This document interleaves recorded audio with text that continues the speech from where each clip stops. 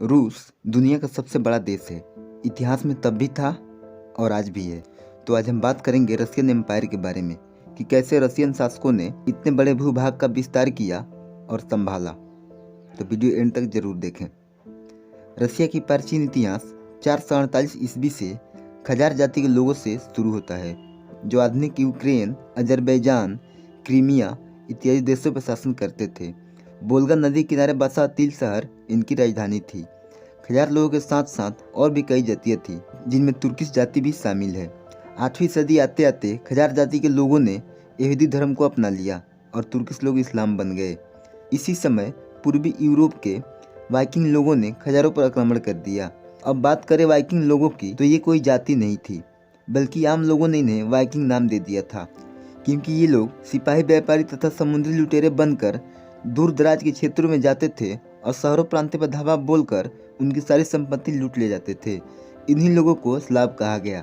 इन्हीं लोगों ने प्रथम कीवी रूसी साम्राज्य की स्थापना की। रूसी इतिहास में स्लाव लोगों का महत्वपूर्ण स्थान है। उस वक्त इस्लाम धर्म का प्रचार प्रसार काफ़ी जोर शोर से चल रहा था। कीवी रूसी साम्राज्य का सम्राट व्लादिमीर ने इस्लाम धर्म को अपनाने का निर्णय लिया, क्योंकि इस्लाम में एक से ज़्यादा पत्नियां रखने की आज़ादी थी, जो उन्हें काफ़ी ज़्यादा पसंद आया, मगर शराब पर पूरी तरह से पाबंदी थी। इसलिए उन्होंने अपना विचार बदला और ईसाई धर्म को स्वीकार कर लिए। लगभग 12वीं सदी के अंत तक रूस में रहने वाले अलग अलग जाति के लोग एकजुट होने लगे थे। दूसरी तरफ सन 1200 ईस्वी में मंगोलों का विजय अभियान शुरू हो चुका था। रूस में रहने वाले ततार लोग, जो इस्लाम धर्म के मानने वाले थे, उन्होंने मंगोलों की मदद से कीव पे आक्रमण कर दिया। इस आक्रमण से कीवी रूसी साम्राज्य पूरी तरह से बिखर गया। इसके बाद रूसी लोगों ने लंबे समय तक अपना सेना संगठित किया। सन 1380 ईस्वी में मस्कोवी राजकुमार दिमित्री दांस्काय के नेतृत्व में रूसी सेना ने कुलिकोव के मैदान में ततार लोगों पर आक्रमण कर दिया। इस जंग में दिमित्री दांस्काय की जीत हुई, जो कि वो एरिक वंश के थे। इसके बाद दिमित्री दांस्काय ने अपनी नई राजधानी मॉस्को को बनाया और यहीं से रूसी इतिहास में मॉस्को का नाम आने लगा। एरिक वंश के ही दो शासक हुए, इवान III और इवान IV, जिन्होंने रूसी साम्राज्य का सफलतापूर्वक विस्तार किया। इनमें से इवान IV एक क्रूर राजा था, जिसे भयंकर राजा भी कहा जाता है, क्योंकि इन्होंने अपने बहू और बेटे को मौत के घाट उतरवा दिया था। जब इवान IV की डेथ हुई तो कुछ वर्षों तक रूस में अराजकता फैली रही, क्योंकि इवान IV का कोई उत्तराधिकारी नहीं था। इस समय यूरोप में चर्च काफ़ी ज़्यादा पावरफुल था और सारी राजनीतिक व्यवस्था चर्च के ही हाथों में थी। इस वक्त रूसी चर्च के पैट्रियार्क थे फियोडोर रोमनोव, जिन्होंने अपने बेटे माइकल रोमनोव को 1613 ईस्वी में रसिया का नया जार यानी किंग बनाया और यहीं से रोमनोव वंश का शासन शुरू हो गया। सन 1682 ईस्वी में पीटर द ग्रेट अपने बड़े भाई इवान के साथ रूसी राज सिंहासन का उत्तराधिकारी हुआ। उस समय ये दोनों भाई नाबालिग थे, जिस कारण शासन व्यवस्था को इनकी बड़ी बहन सोफिया चलाने लगी। जैसे ही पीटर बालिग हुआ तो अपनी बड़ी बहन सोफिया को चर्च के एक अधिकारी बना दिया और भाई को बीमारी का हवाला देकर सत्ता अपने हाथ में ले लिया।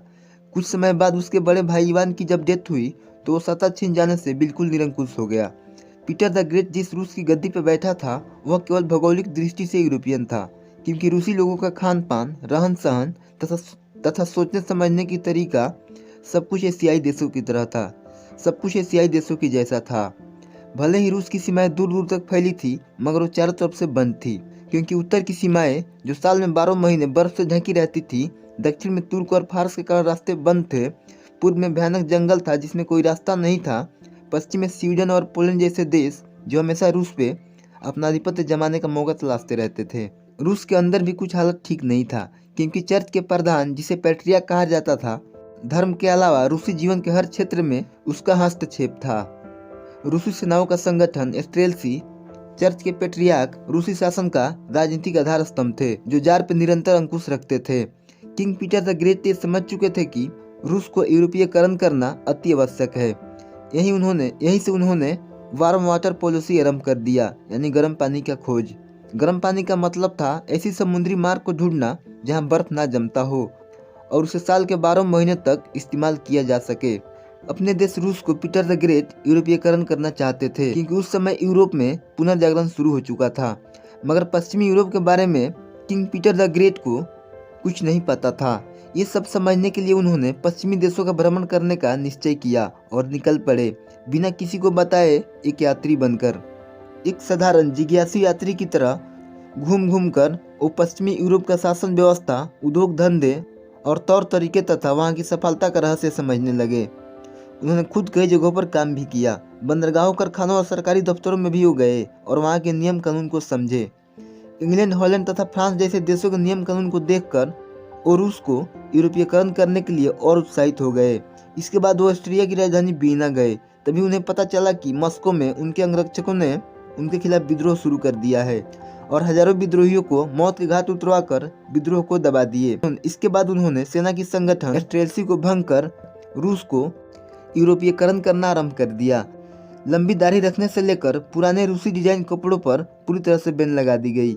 इसके जगह पर फैंसी कपड़े यानी कोट पैंट पहनना अनिवार्य कर दिया गया। पीटर द ग्रेट के नेतृत्व में रूस यूरोप का नकल करने के रास्ते पर निकल पड़ा था। रूसी चीज़ों और परंपराओं का बहिष्कार शुरू हो गया, मगर इस बदलाव का पादरी वर्ग के लोगों ने विरोध करना आरंभ कर दिया। इसी बीच सन 1700 में चर्च के बड़े अधिकारी पैट्रियार्क की डेथ हो गई। इसके बाद जार ने किसी और को पैट्रियार्क नहीं बनने दिया।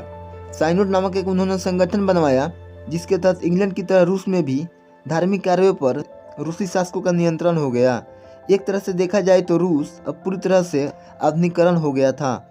उसकी सीमाएं बाल्टिक सागर से लेकर काला सागर तक स्थापित हो चुकी थी।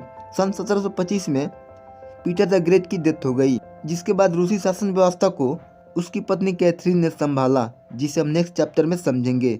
वीडियो को लाइक करें, चैनल को सब्सक्राइब करें और शेयर जरूर करें।